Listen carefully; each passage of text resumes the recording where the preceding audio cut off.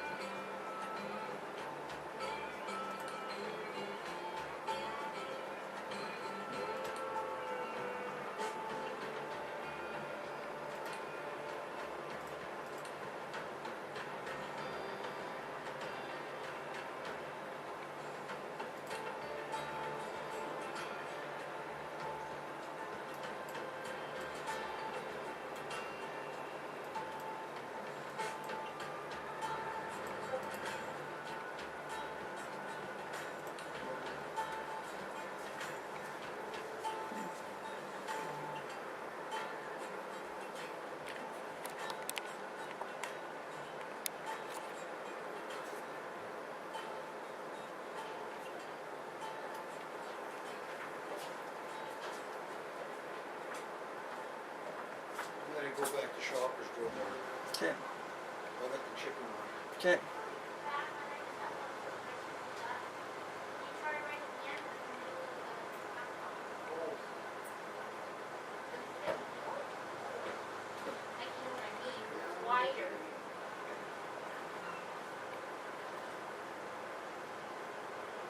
What?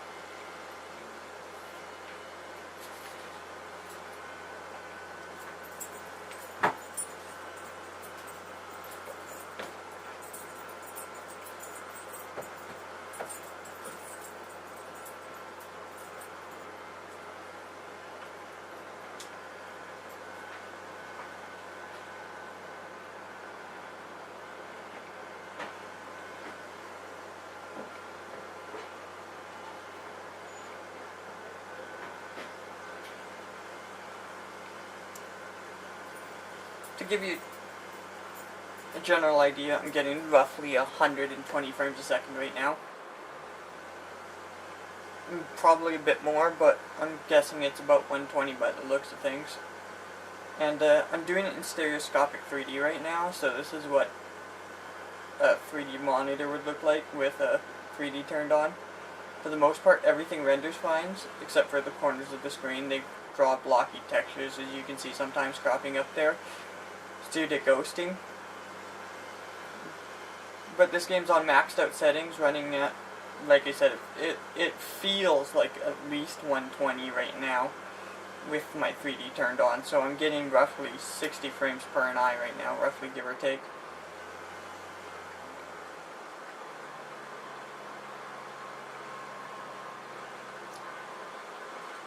I'm flying a Piper Cub. I'm gonna go some water skiing.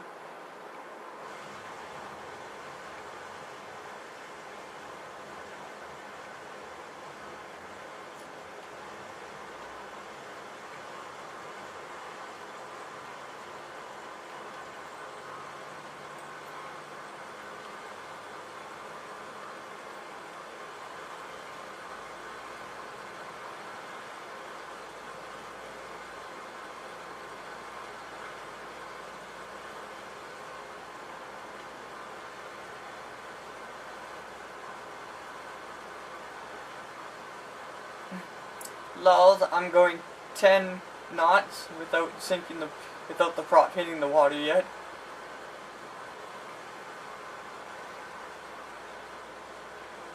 So that basically is what NVIDIA Vision 3D looks like. Now let me turn it off for you so you don't get dual imagey. I probably shot up. No, I'm about to sink it. I'd probably shot up to about 160 frames now, 180 with 3D turned off.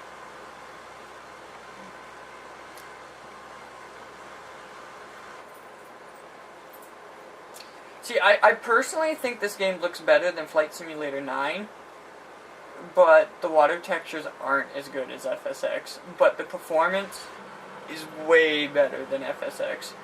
The only there's a lot of downsides to this game. It's not a real true simulator, but at least it's got performance going for it.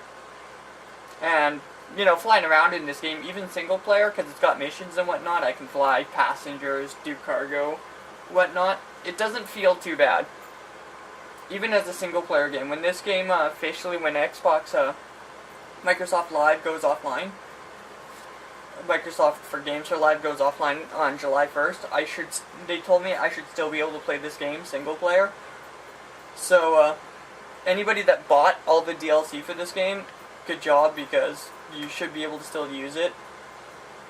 I highly suggest backing up your Xlive folder where the DLC is kept, just in case.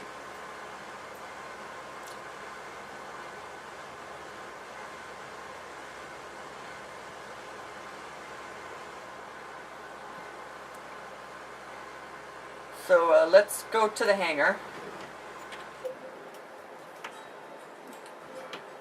Let's grab one of the fast planes for this. Let's drop it over here. Let's grab some weather conditions. We'll grab it some. See what real time looks like. It's in dusk right now. It's in fall, and give it. I think somebody just exited my game. Give it some mixed weather.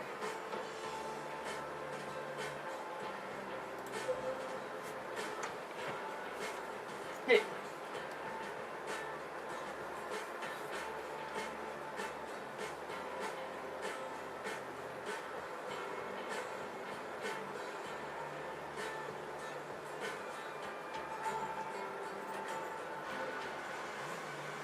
So dusk peak. I do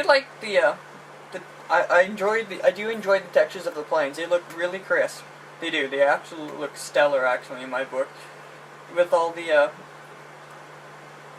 reflections and stuff.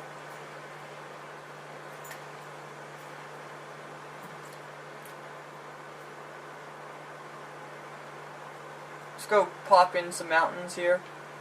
Maybe you can do some close bys.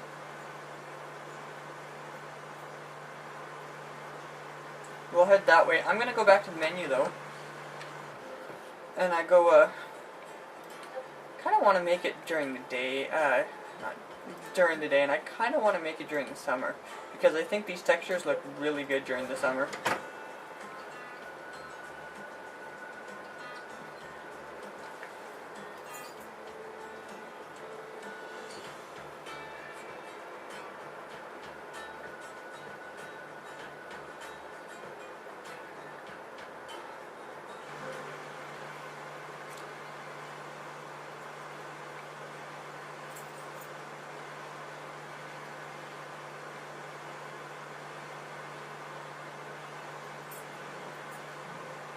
All in all, though, not everybody wants to just drive World War II planes and prop jobs, which kind of sucks for this game because there's no airliners whatsoever. I'm gonna go back to the menu quickly and go. I'll just go clear weather, or among the giant. Clear weather.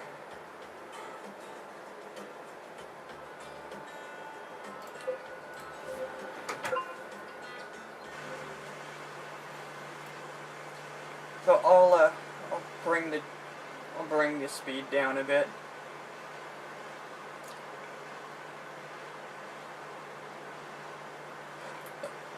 Because we're coming up to some mountains here. I'll do some fly-ins quickly.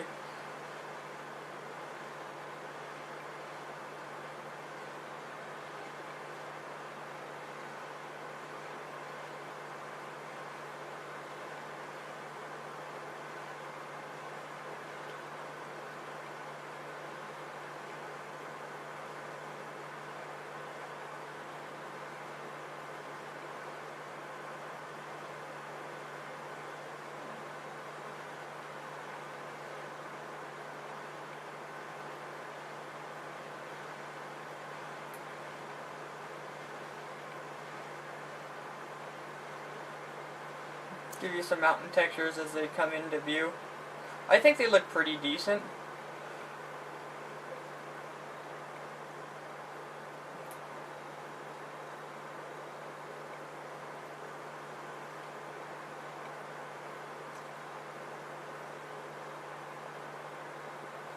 See if we can pop some in.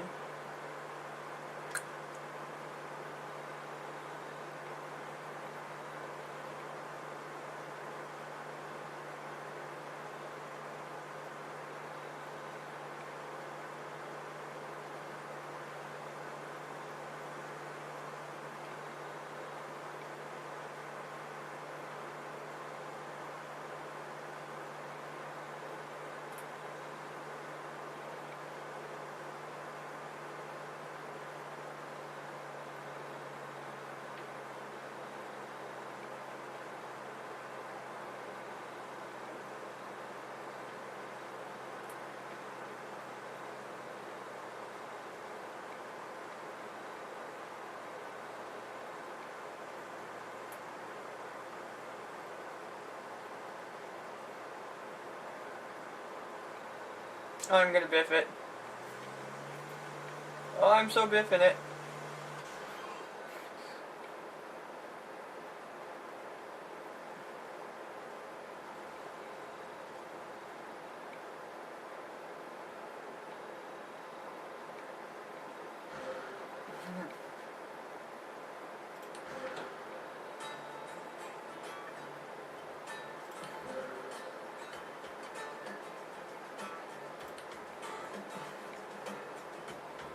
We'll grab it. This is like the only plane that can do the cargo missions properly.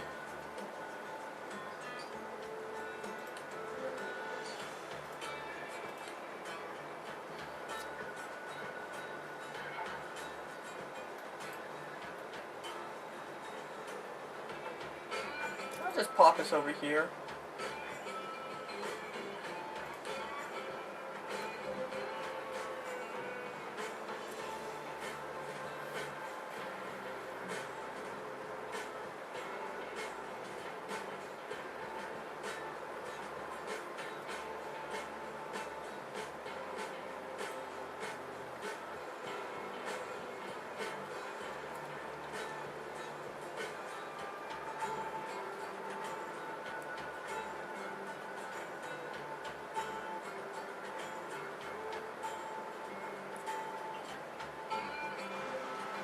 Oh, that's gonna get me killed.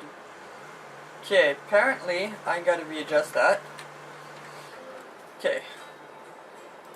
For some odd reason it didn't give me this plane to start with.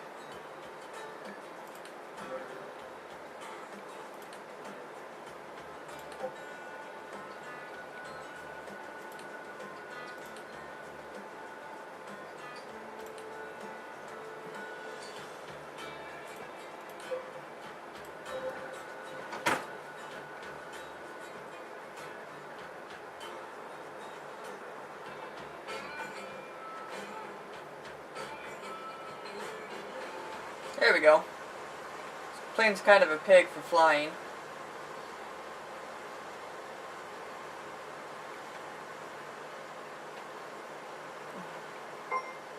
Oh, there's an aero cache down there. I am not grabbing that right now.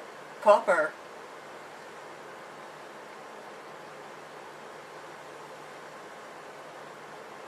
I should almost quickly get into something that can grab that.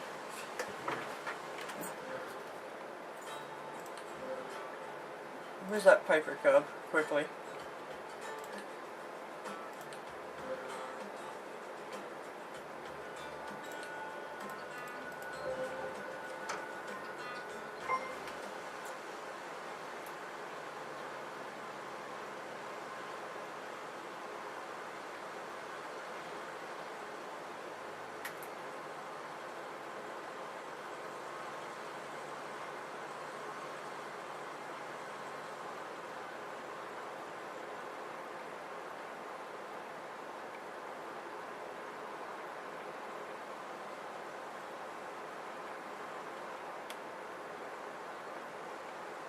I am so biffing this.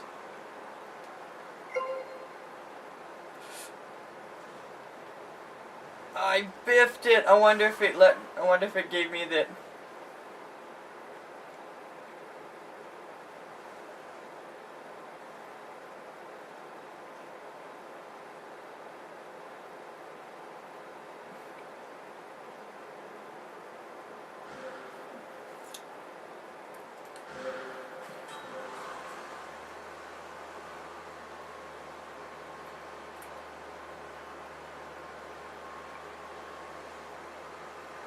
Oh, looks like it gave me the arrow cache.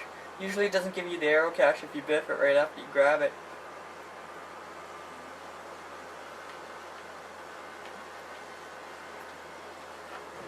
Back to the hangar.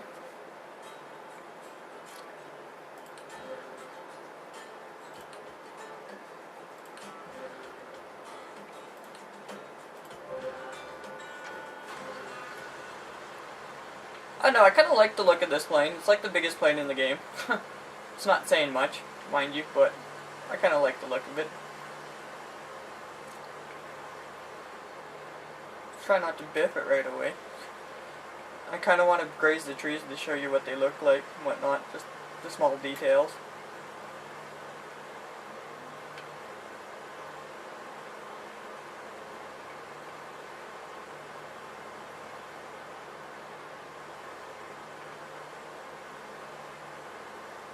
For some odd reason this plane doesn't want to turn. I don't recall it being this much of a pig.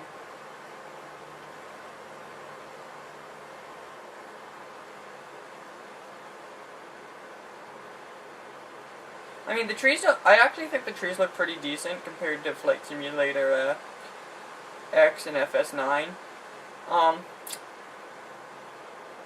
Some of them even look a little bit more decent than the trees on X-Plane 9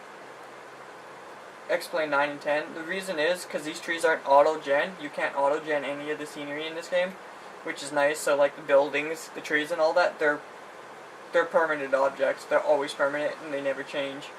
That's why some of these objects look better. Mind you though, if they completed the entire world like this game would be probably pretty close to 200 gigs if they did the entire world. As it stands, it's about I would have to say good 8 to 9 gigs just for the Hawaii chain and the Alaska, and that's it. Just 2 different locations. So if this game had everything in the world, it would be a massive, huge game. On the upside, I don't think it would lag at all. Because when you got everything rendered without having to auto-gen anything, like the buildings and whatnot, it just runs so much smoother than having to auto-gen everything into the game as you're flying.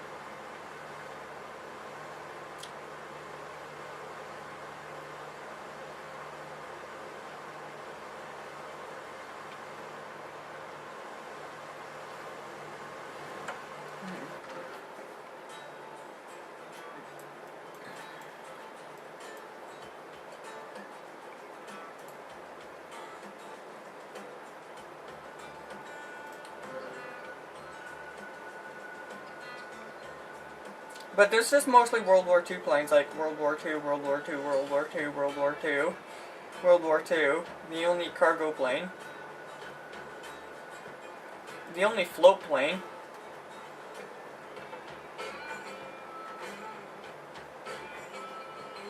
there's 2 Cubs in here. You got the default Cub and then the deluxe Cub. I personally like the deluxe Cub, is one of my favorite. We'll take this out for a good spin though. This is the deluxe. This came with the Hawaii package.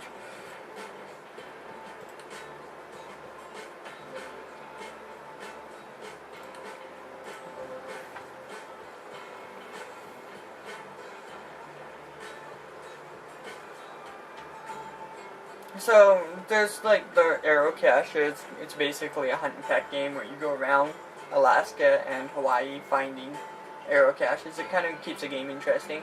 There's also missions to rank up your character rank and whatnot. So even though the game's sorta kinda dead, single player, if you're into wanting to max your profile out or something, or still want to do things, it's still got some content for missions and whatnot, so it's not just pointlessly flying around.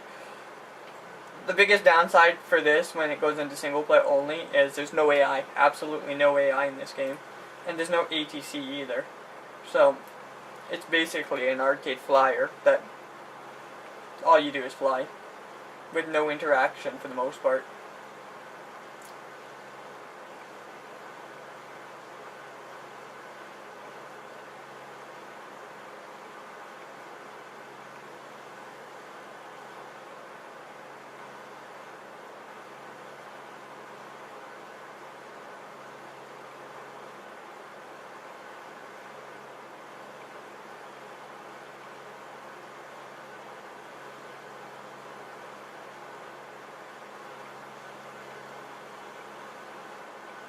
Oh, I just hit the tree. That was crap.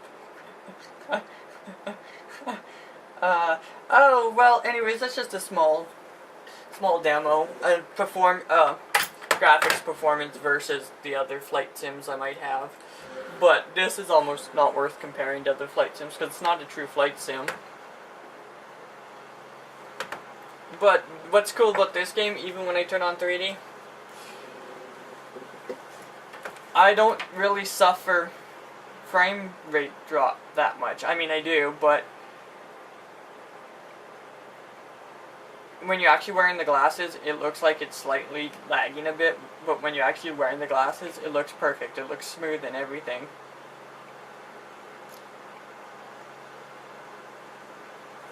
I'm currently not wearing my glasses, so I'm seeing what you guys are seeing.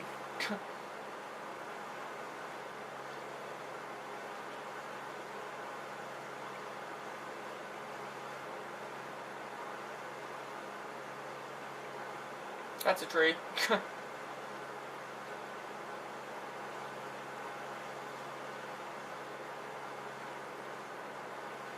Is there an airport nearby? I wonder if I can land this thing like this without my glasses on.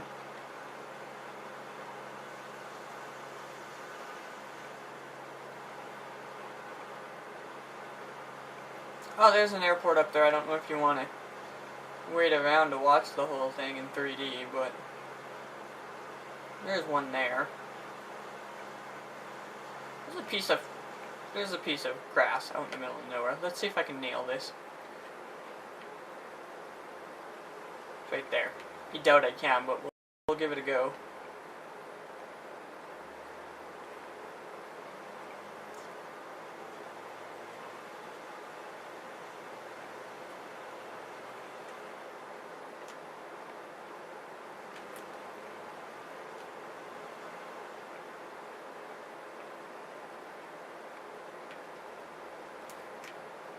That's a tree right there. Okay. Oh.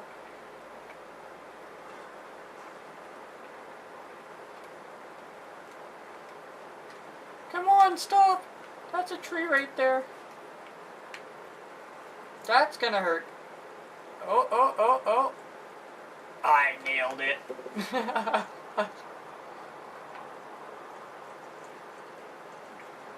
How close was I to that tree? Oh, I got a little close to it-ish. Oh, there's a demo for you.